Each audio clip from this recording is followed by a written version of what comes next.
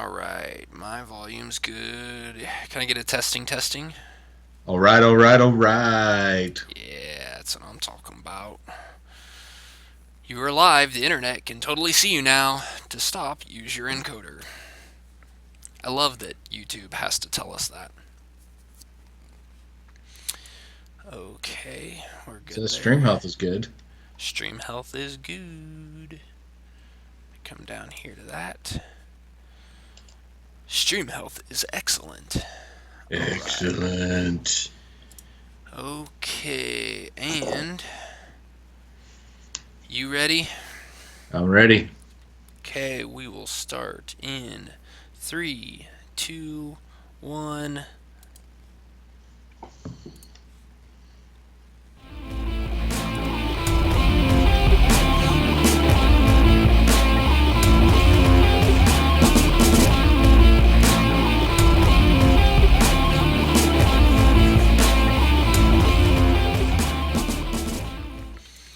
Welcome, everybody, to Geekvice episode 159, proving any vice with enough geek can become a virtue.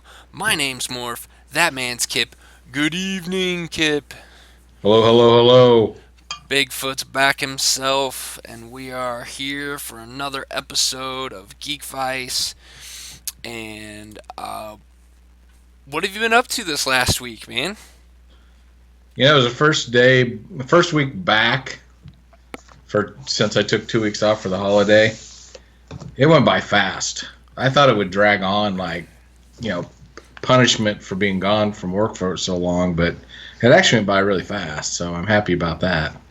Well, I'm glad yours went fast. Mine seemed to take forever, but I think that was because I was swamped underneath a bunch of stuff, so.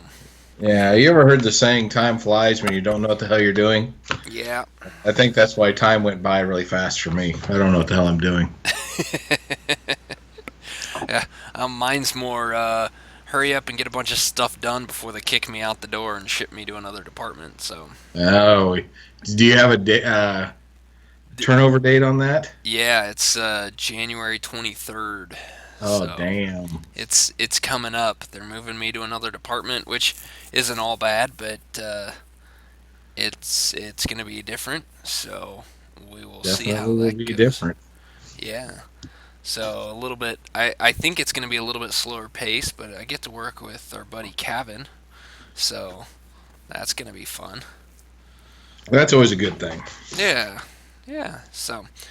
All right. Well, enough of work stuff. Let's talk about fun stuff. So, um, let's start off with your adventure in your PS4 upgrading, because I'm curious to hear how easy or hard this really was to do. Well, so the system, I don't know if all the PS4 systems are this way. Too bad there's not a way you can go and get information from computers connected all over the world to find this out. But mine came with a 500 gigabyte hard drive. And it sounds like a lot, but it went by pretty fast to the point where I was downloading some DLCs for Battlefront, and it came up and said, "You don't have room for this." Damn. And it's like, this is a bummer. So I removed some games that I have the codes for just so I could do that. And I thought, well, this is pretty dumb. Next time I buy a new game, always does the updates and stuff. I'm not going to have enough room for that. So I crazily Googled replacing the hard drive in your PS4. And surprisingly, I found websites that explain how to do it. And it's actually not that hard. There's a couple things that none of the articles I read told you that you need to know. But other than those things, it was pretty easy. I just went on Amazon, bought a Seagate 2 terabyte laptop hard drive. I read all the reviews on it, made sure it was compatible, fit in the slot and everything for PS4, which it did. The only other thing I really needed to purchase was an external drive that to back up all the data on off of my old hard drive on the PS4. The one thing they don't tell you, because I have a 2 terabyte external that I use for work, I thought, well, I'll just back it up to this. Nope. It has to be formatted to either FAT32 or exFAT. So for me to use the one from work, I would have had to reformat it, which I would have lost everything. So I had to go buy another one of those. So I bought another external one, formatted it to exFAT, and was able to back up the PS4, which is pretty easy. You just go to Systems, Backup and Restore, backup until it says, okay, plug in a USB thing. I did.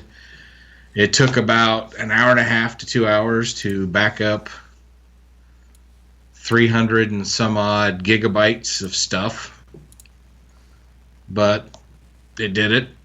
I didn't have any problems with it. I'm not the most computer savvy guy in the world, so when I say it was pretty easy, it was pretty damn easy. And then all you do is, when you look at the PS4, there's a spot just above where you stick in the discs there's a clear divide where the light is that turns on, and it's about a quarter of the width of the whole thing. There's a line there, and that is basically, underneath that is where the hard drive is, and you just grab it, push down a little bit, and then pull towards you, and it basically pops that piece off, and right there's the hard drive. Nice. You take off one screw, you pull out the hard drive, and then it's in this chassis, and you remove the 4 screws, take it out of the chassis, put the new hard drive in, screw it back in together, put it back in the PS4, screw down the one screw that holds it to the thing, pop the thing into place, and turn it on. Here's another thing that they don't tell you need. There is a file that you need. They call it an update file. And when you go to certain websites, it'll say, click here to get the update file. The one I went to, I clicked on it. It brought it up, said download here. I downloaded there, plugged it in. It said, this is the wrong file. It's like, you bastards.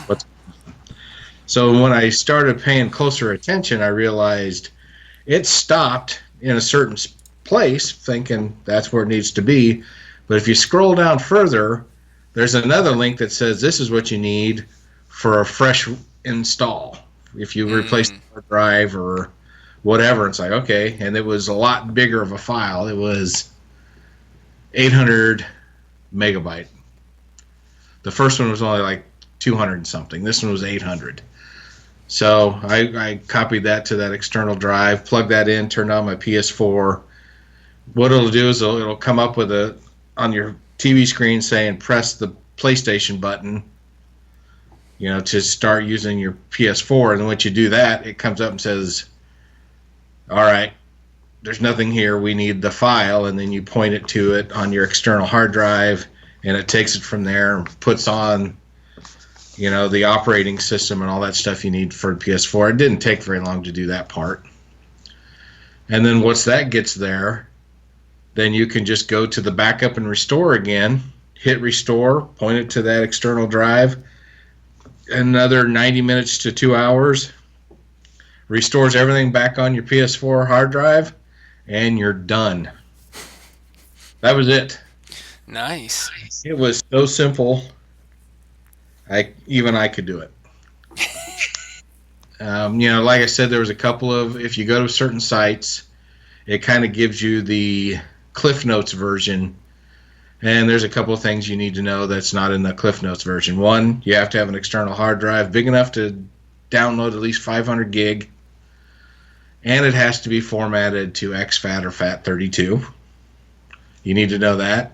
And then you need to know you need that update file, the one that's 800 megabytes, for a fresh download, for a fresh reload. So you need a pretty big external hard drive to be able to do all that. Yeah, I just bought a 1 terabyte. Yeah. It cost me $50. Yeah, that's not all bad.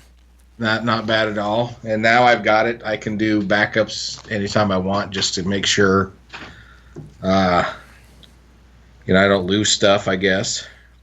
Safety first, right. I guess. So it's not like it's going to go to waste. It took, like I said, it took an afternoon to do because of backup and restore took so long. Right. But you know, other than that, it was a piece of cake. If you can Nice. use a screwdriver, you're in pretty good shape. Well, that's it's kind of funny. I think it's funny that the PS4 needed a external hard drive to be able to do all that, but yet you can't use an external hard drive as your game storage device. You have if you need more space, it would have been a lot easier if they would have just allowed you to say, oh, here, you just go buy a 2 terabyte external hard drive, plug that in, and wow, now you have 2.5 terabytes of storage instead of having to do the backup, restore, backup, install a new hard drive, and then restore the hard drive. So, Yeah, and I did find some websites that made it sound like if you jump through all these flaming hoops, you could get it to work. But it sounded a little more complicated than it needed to be, and also sounded a little um, maybe beyond my comfort level. So I went with swapping out the hard drive. Um, it was so easy. It was, you know, it just made sense to go that route. yeah, I get it. The beauty of it is, if it didn't work, I still had my 500 gig I could put back in and continue to play.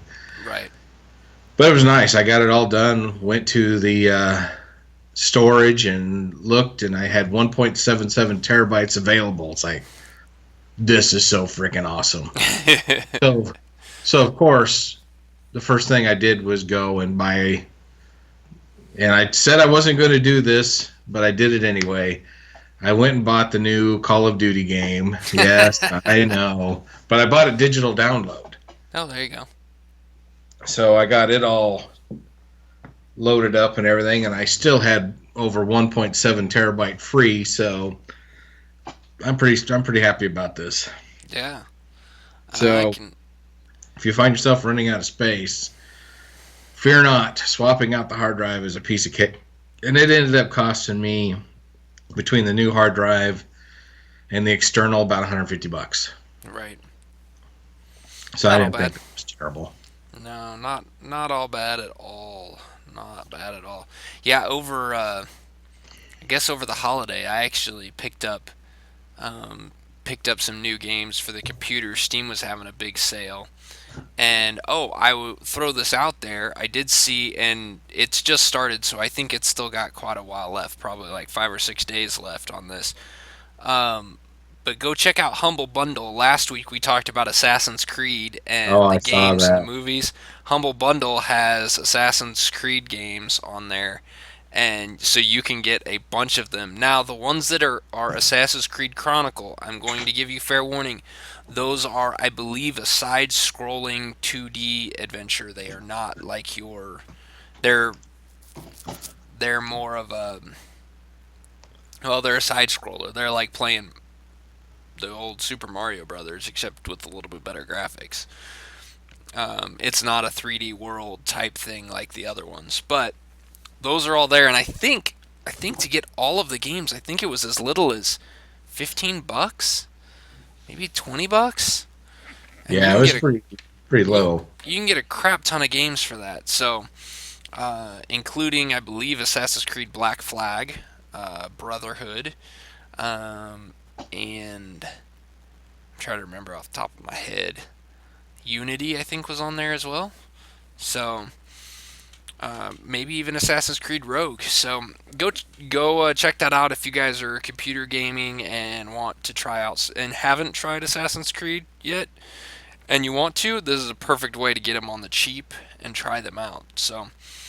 Um, so there's that. Now back to what I was saying. I got some games on Steam on the sale on there, and got a few old school games like Dungeon Siege and Dungeon Siege 2 and 3. 3 I've played all of these. I actually have the discs for them, but they won't play on Windows 10 on the disc anymore. So I think I paid $3 for all three of these games and the expansion that comes for each of the games. So that's like 6 games Nice. for $3. Um, I did get Assassin's Creed Syndicate.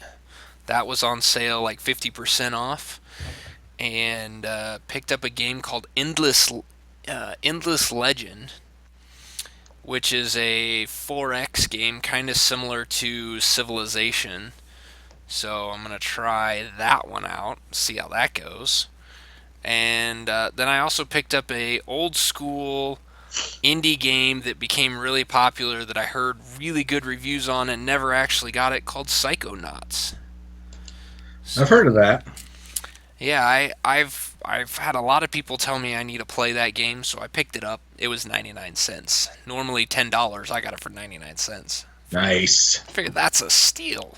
That is a steal. So picked up those games. Looking to possibly do. I'm in the process of testing some of those out to see what I can do for streaming wise, and to see if I can record some of these, and I'll put them up on our YouTube channel when we get if I can do that. So Nice. I like it. yeah, I like that. Um, so we had you had a nice little I don't know if we call a little battle on your personal Facebook page when you made a comment about the latest Ghostbusters movie. Um, hey Kip, how did you think? What did you think about the latest Ghostbusters movie? Okay, so truth be told, I wanted to like it. So before anybody says anything, I didn't go in just automatically hating on it. But in the back of my mind, I knew it wasn't going to be great. You could tell by the trailers. So we got it from the library and watched it. And about halfway through, I wrote on Facebook, watching the new Ghostbusters, it's actually worse than I thought it was going to be. And that ignited a lot of people to write me comments, which were kind of funny because none of them were mean or anything like that. But it was definitely, I guess I could say it was a argument that perhaps I didn't like it because I'm male. Yeah, that did seem to be a common theme amongst some of the people posting on there. But it was funny because some of the people that were commenting on this are people we've had on this show. I believe Celeste was one. We've had her on the show. Yes, Um, Christy was had she commented on it, was. Yeah. so, and she's been on this show. So several of the people that have commented have been on the show. I myself commented on it because I actually enjoyed the movie, but I enjoyed the movie for what it was. It's no, it was no Bill Murray. It was no Bill Murray Ghostbusters, but it still was a Ghostbusters movie that when there were parts of it that had me actually laughing out loud. Like I mean, I enjoyed a good part of that movie. So there were some parts that made me cringe and go, "Oh, really? We're doing this?" Yeah, Um, that hit me as well. Um, okay, what I'm going to say is the person I thought I was not going to like was Leslie Jones, and I thought she was the best character in the movie. which one's Leslie Jones? She's for the politically incorrect way of putting it, she's the black woman. Okay, okay, yes, She was freaking awesome. I she loved was her. hilarious. I enjoyed her a lot. And the one I thought I was going to like the best, Kate McKinnon, totally hated her character. Totally hated it. And if Eddie, you're listening, sorry, I know you loved her, but I hated her character. Um, Mostly because she's supposed to be a mad genius, but all you got was the mad part, and for no Yeah, apparent reason. You never really got full understanding of her character. Yeah, she pulled out some cool new toys for them to use, but they never really delved into how difficult those things were to make, why they even needed them in the first place, and why is she so nuts? You Yeah, know, I that was like, just act weird. We'll figure something out later. That was kind of the way it felt. agreed. Agreed. And I think and this is where I think that movie was never going to be as good as what people wanted it to be, and I think that's where it got some of the criticism that it got, because it you couldn't take that movie and go, "Oh yeah, this is, it was always going to get compared to the original Ghostbusters. Always. There's no way for it not to. And especially the fact that you had four Ghostbusters, one of them being a black lady who really had no part in really being part of the Ghostbusters. I mean, they did the same thing in the original one. I mean, it was a guy that just showed up needing a job and he Yeah. became a Ghostbuster. It's like they knew nothing about New York and she knew everything. She worked in a subway, she was a subway teller. I mean, it was, She knew all the history. yeah, yes, which is, exactly, yeah, we need that person in there. And then in the same part, I mean, I think that's where McKinnon's character failed, is because in the original Ghostbusters, that was Egon's role. Well, it was kind of an Egon and um oh shit, Aykroyd's character. Um, but it was, Spangler. yeah, was it Spangler? Ray. Ray. Yes, that's it, Ray. So it was an Egon and Ray thing where the mad geniuses, they were the crazy science people, but they knew everything. They were smarter than everybody else. There was no character in the ghost in amongst the ladies that fit in that role. There wasn't, none of them were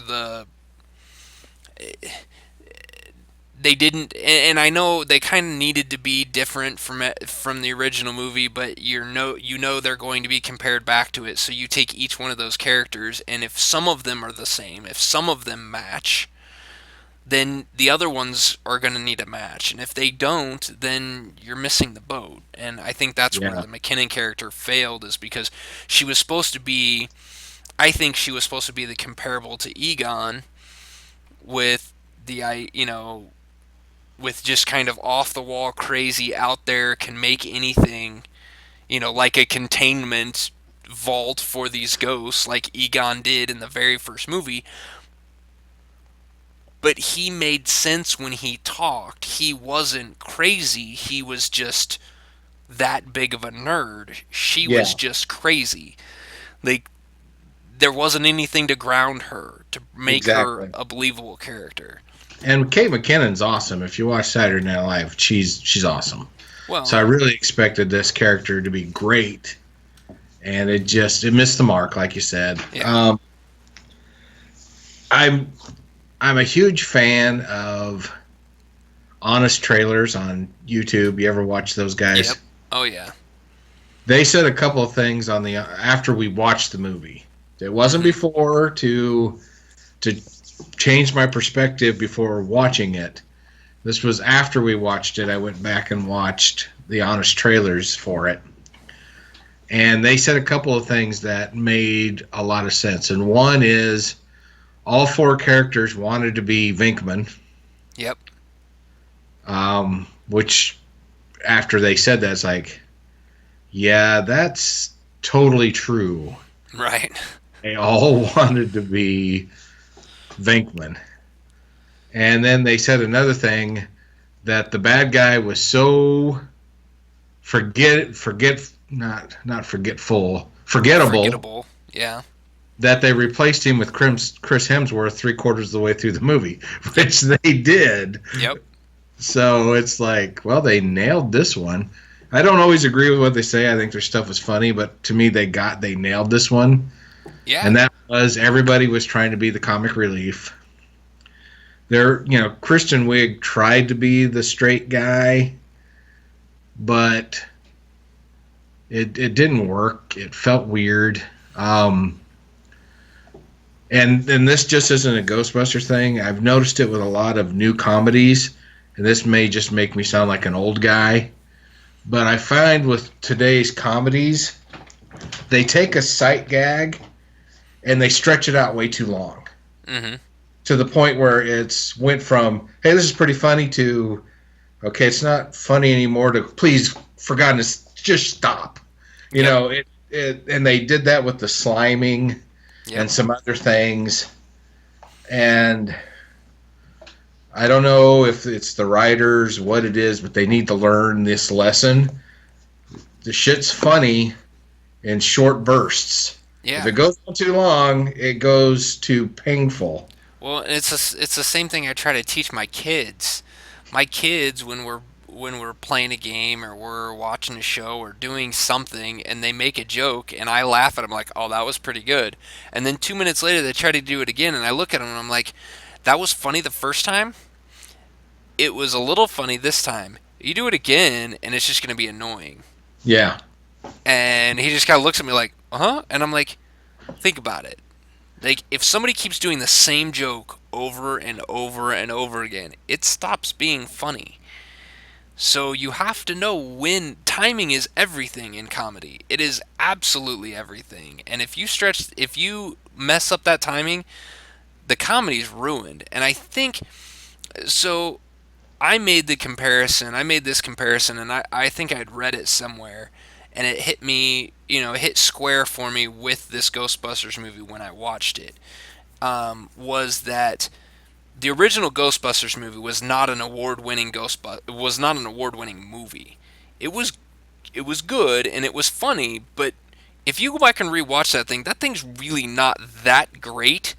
But what it had was, at the time it was made, it was these four funniest people from Saturday Night Live, or four funniest comedians, at least three of them, and put them in a movie together and to let them be their version of their comedian. It was their comedic act, but they were each different.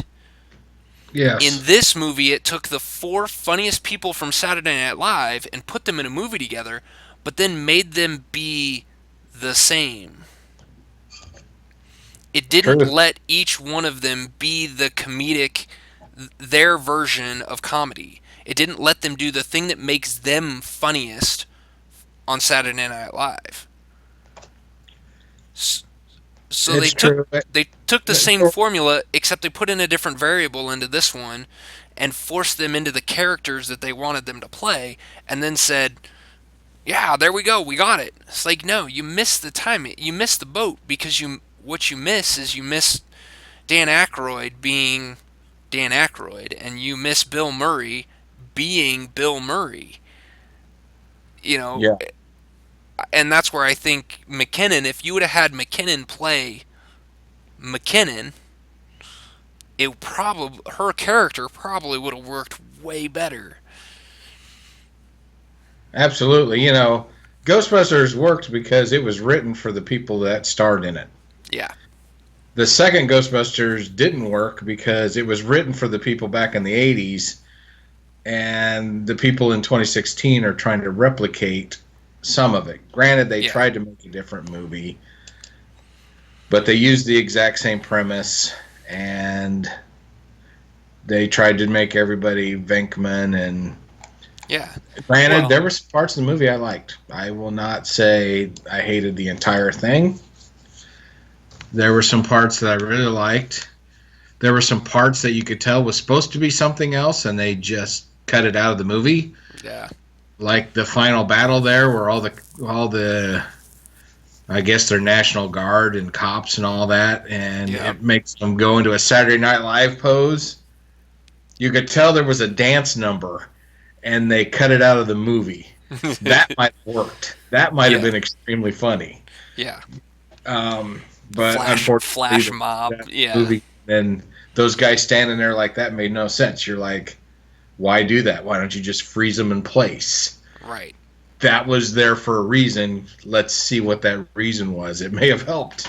Yeah. Uh, yeah, I was disappointed. And then, the it was made for women comment was a little disappointing. Yeah, Um, because if you're trying to fight if you're trying to fight this sexism idea, you can't have movies made for men or made for women. You have to have movies that are made. And if this movie was made for women, then I'm sorry, Hollywood just took another step backwards in the sexism category, and they're even farther behind than what I thought they were. I thought we were getting to a point where we were just making movies. If we're making movies for women, then we're no better. Like, then we're in the same spot we were before. yeah, and the So, person who wrote it, I get it. I know what she's saying because she liked it, yeah, and I understand it. But I didn't hate it because it was made for women and I'm a male. I hate it because the follow through was terrible. yeah. There's no two ways about it. It wasn't that the women were the main characters or that women were saving the day, because I don't have a problem with that.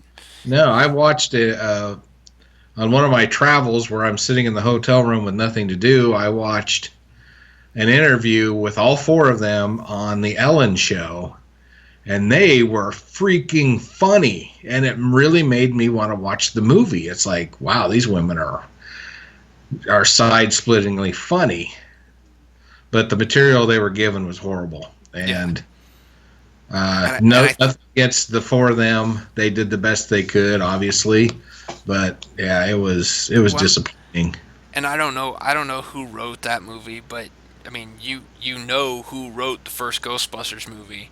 It wasn't a bunch of guys sitting in a back room writing this. It was the four main characters writing that story. So if this movie didn't have these four comedians writing their own stuff like they do on Saturday Night Live, then they forgot an integral part in the Ghostbusters movie, and an integral part in comedy in general.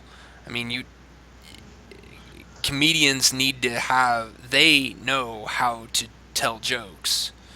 There's a Yeah, reason why they get paid to do that. it was written by Katie Dippold and Paul Feig, who was also the director. So it wasn't written by the Saturday Night Live crew that was in it. Um, I don't know. I just felt like if you put these four women in a room and have them write a movie that's their own, I'm pretty damn sure it'd be a hell of a lot better than this. Yeah, I think so too. And um, honestly, the first time I saw a teaser trailer for Ghostbusters, this version, and it being all women, I'm like, I hope it's a movie about the Ghostbusters being discredited and one of their daughters comes to save the day. Tie it Right. together. Don't Right. act like the other one didn't never happened. Tie them together.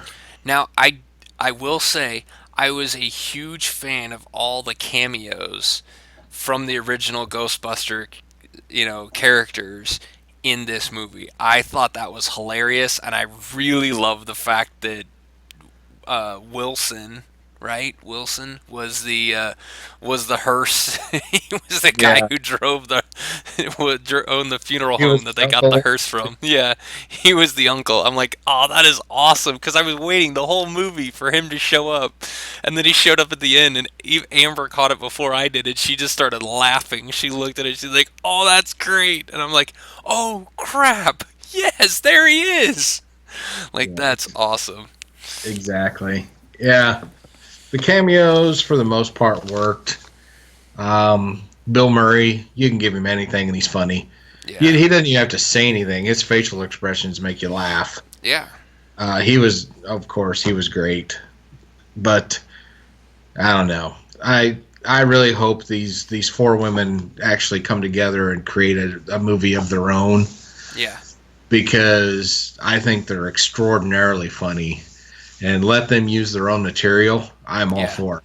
I hope so too. I hope so too. I hope they get another chance, and it doesn't even have to be Ghostbusters. They can come up with their own idea. They can tell Yeah, whatever anything kind of that's story they want. I want to see what it is because I want to like. I really enjoy the four of them. I think they would be really good in something that was theirs. yeah. So I'm gonna I'm gonna keep us on this movie topic here because we watched a movie today.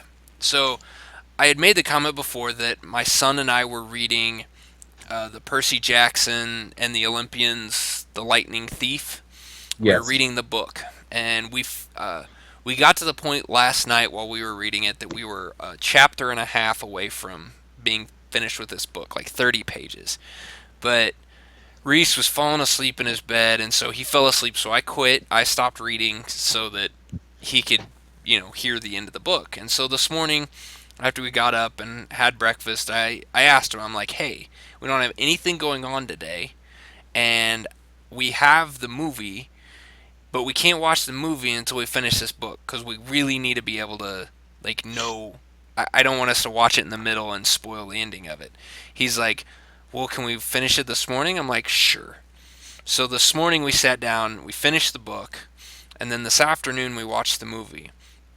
And I have to say, I was thoroughly disappointed with this movie. Really? I did not think now, and I think the problem was because I read the book. Um, the movie wasn't a bad movie, but it was only maybe half as good as the book. And I understand that things change. I understand that you can't tell the same story because of time constraints. I mean, this was a 2 hour movie, too. And, they try to keep these types of movies down to, any movie that's PG-13 or less, they try not to go over 2 hours. They really want it to be closer to an hour and a half. Um, because, kids don't have the ability to sit still that long or pay attention for that long. Right. So I understand that they had to cut it down and they had to change some things up. But I felt like because they tried to make every character in the movie be an important character in the movie, they left out some of the scenes and some of the situations that were kind of vital to keeping the story moving and to keep the suspense moving. So I'm gonna throw spoiler warning here. If you haven't seen this movie and you're listening to this now, I don't know what you've been doing because the movie's been out forever. And if I'm watching it, then you're way late. Um, so deal with it. I'm gonna spoil some things in this movie. Uh, the first thing that I ran across was I didn't have a problem with the way this movie started, but it was unnecessary. The book didn't start with you knowing why Percy Jackson was special, but the movie started out with why he was special and what theft had happened. You didn't need that. That's not the important part of the movie. The important part was the hero quest that Percy goes on. My second problem with the movie is they removed the hero quest altogether. It wasn't a quest. He was never given a quest. There was no oracle that told him they needed to do this. It was just, oh, I'm going to go save my mom. Well, that was part of, in the book, that was part of the reason he left and went for it, went and did this. But it wasn't the sole, it wasn't, he was given a quest and said, hey, you need to go stop this war from happening. So in the movie, it felt like the trip was kind of like because they kept trying to make it important for him to go stop this war, but really the only reason he left the camp wasn't to stop the war, it was to go find his mom and to go save his mom. And it's like, that's not a hero's quest. That's a selfish child quest. The hero's quest is to put aside your personal feelings to save the world. He saved the world, but he didn't do it. He didn't set out to save the world because he wanted to save the world. He set out to go save his mom. And Right. so I thought they missed that. To me, it lowered the impact of the movie. Third problem, the main character in the movie, Percy Jackson, and the second main character, which is Annabeth, um, they made enemies at the beginning in the movie. And in the book, they were never enemies. They were basically two kindred spirits. Um, in the book, they had a a bad guy kind of in the little camp in Half Blood, Camp Half Blood. There was a bad guy there named Clarice, or bad girl. She was the daughter of Ares and was a arrogant asshole warrior type bully that Percy ends up learning he can control water because she basically tried to give him a swirly. And in the movie, Clarice isn't there at all. They removed her character completely out of it, and instead they put Annabeth into that spot, Yep. who was the girl that in the book she helps Percy. Like she's the one who nursed Percy back to health.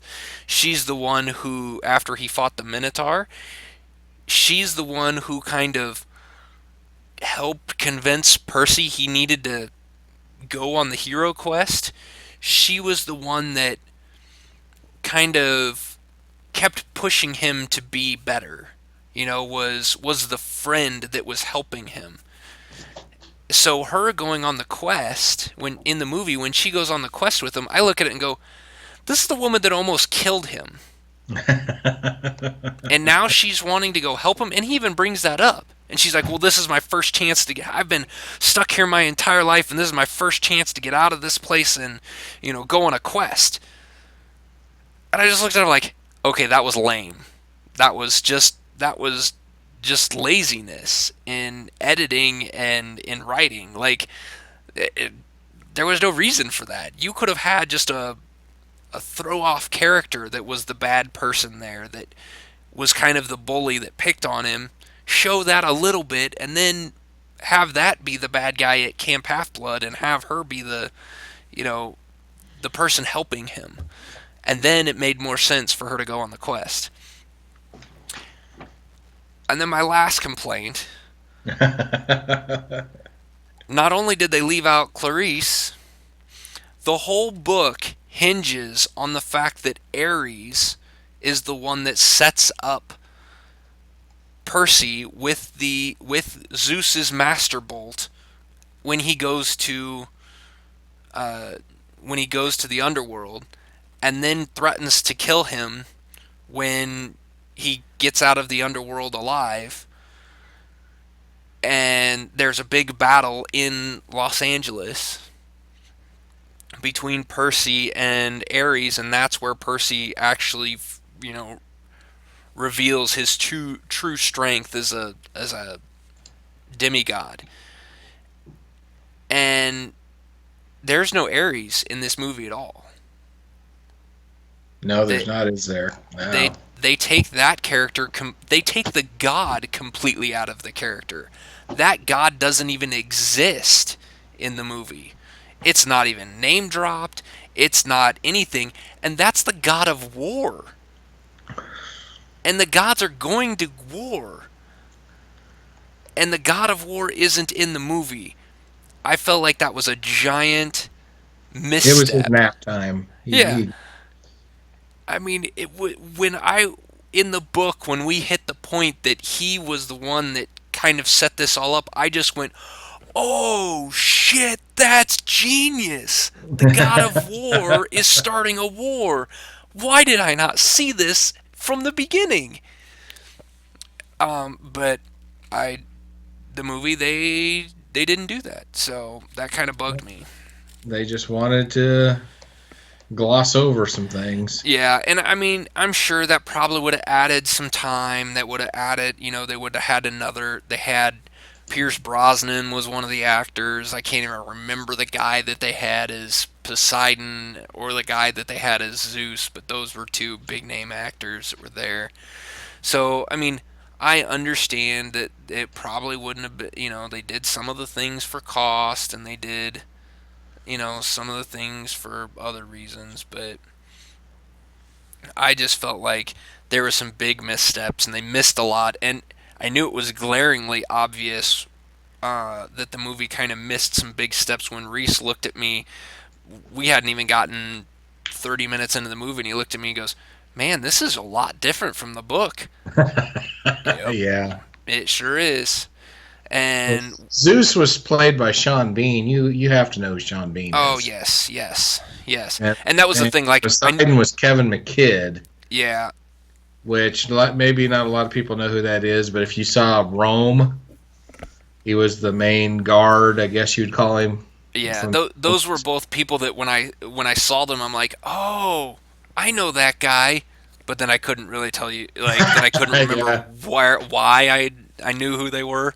But I'm like, oh, I know who that is. But and then I'd also say that, and maybe this is I understand that the movie can't do this because the movie didn't know that this was going to make enough money to do a sequel. I get that. Um, but at the end of the book, the reveal that Luke is actually the person who stole the Master Bolt and Ares is the one who caught him, and then basically, and that there's this mysterious being that in the book they think is Kronos, Zeus's father, that he, in Greek mythology had cut into pieces and threw into Tartarus, um, Threw it into tartar sauce. What? into tartar sauce. That's right. And you know there's this being that's out there that's kind of manipulating people through nightmares. I understand that they couldn't do that in this movie. I get that. But I kind of wish they would have. That was I mean, it's got us wanting to get the second book just so we can read it because the way the first book ended, we were just like, "Oh man, what's going to happen now?" It's still going. It's not ended. This isn't done yet.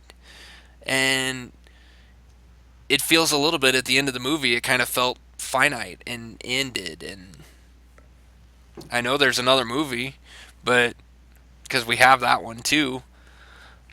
But I'm not as excited to watch it. Well, you did better than I did because I liked the books and I started watching the movie and I turned it off. I was I Yeah, was like you. It's like this isn't what I read. There's people missing. There's stuff that's not right, so I turned it off. yeah. And I mean, I probably, if it would have been just me, I probably would have turned it off. Um, but the boys wanted to watch the movie, so Yeah, I they understand that. and even Reese and I kind of talked about some of the differences and some of the reasons why they couldn't do some of the stuff, and I told him, I'm like, you know what? I said this is just a good experience for you to know now that not everything, not every movie that is based off of a book is really going to be worth watching or that is going to be as good as the movie. So, or every movie is going to be as good as the book. It doesn't always work that way, and that they have to change a lot of things. So, it was a good learning experience for him, which I thought was good. But I was just a little bummed. Yeah, I understand that. I was too. So, have you seen the second movie? No, I didn't finish the first one. There's no way in hell I was going to watch the Yeah. second one. Did you finish the second? Have you read all the books? The next one is Sea of Monsters. No, I didn't read Sea of Monsters. Yeah. So, I think we're supposed to be getting that book, I believe, tomorrow. So we'll probably start that one tomorrow night, and it takes us probably about 6 months to read a book. So I think my wife has read all of them, and she really yeah, liked the series. I read the first one and really liked it.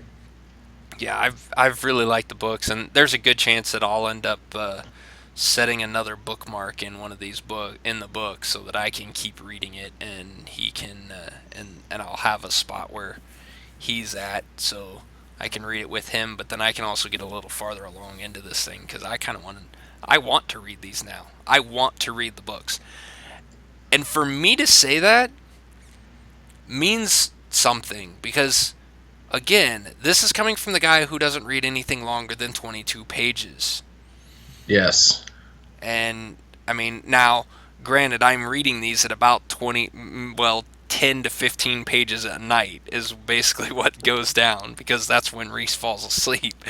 But that's neither here nor there. We won't go into that. So, There's a series called Pendragon Pendragon. that you and your boys might enjoy reading. So once you get done Percy Jackson, you might try that out. Pendragon. Like PIN dragon? PEN. PEN. Yeah, like ink pen. Pendragon. Okay. I will have to check that out. DJ McHale Books.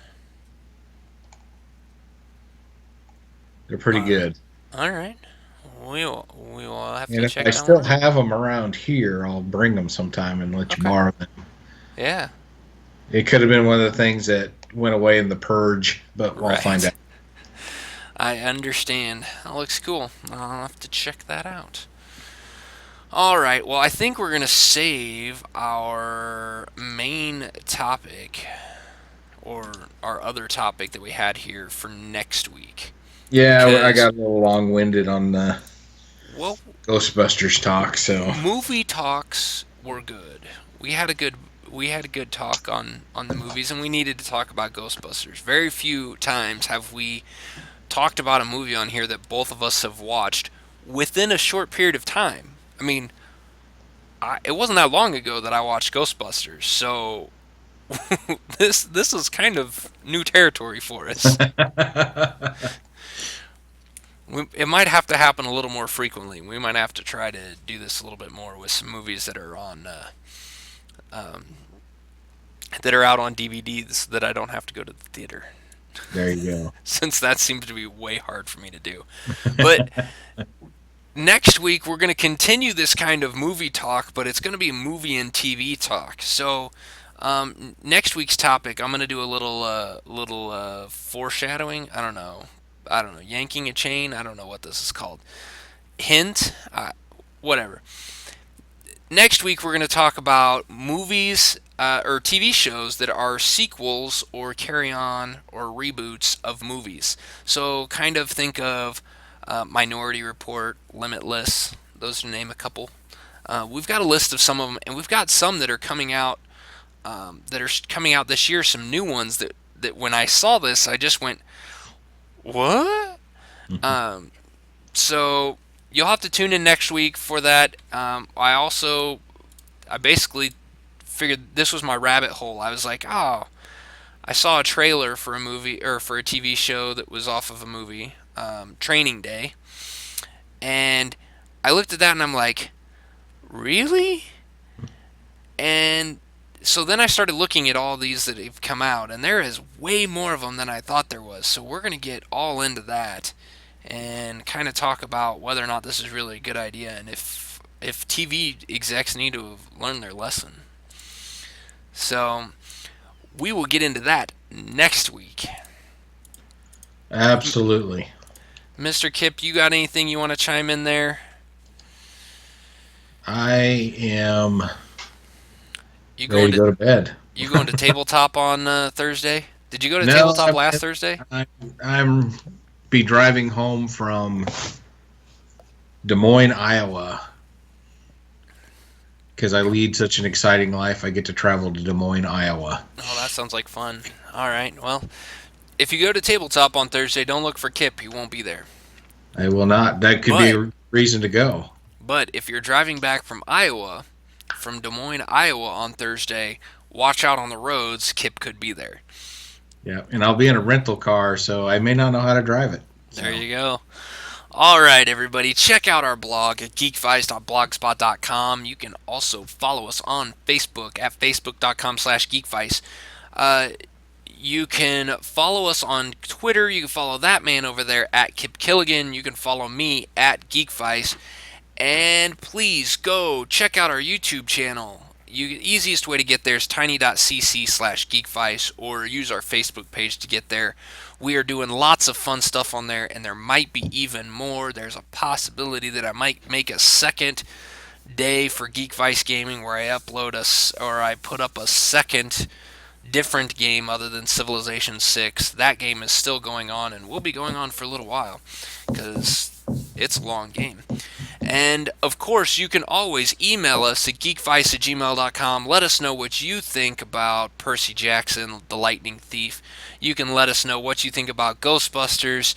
You can let us know what TV shows that are based off of or sequels to movies that you really liked.